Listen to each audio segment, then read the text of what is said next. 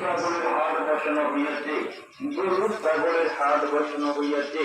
জি হ্যাঁ, আপনার আমার আমাদের সকলের সুপরিচিত গরু ছাগলের হাট ঐতিহ্যবাহী মেদরাচর বন বাজারে, ঐতিহ্যবাহী মেদরাচর বন বাজারে এক বিশাল গরু ছাগলের হাট বসানো হইয়াছে, গরু ছাগলের হাট বসানো হইয়াছে। আপনিও চলে আসুন প্রতি রবিবার, আপনার আমার আমাদের সকলের সুপরিচিত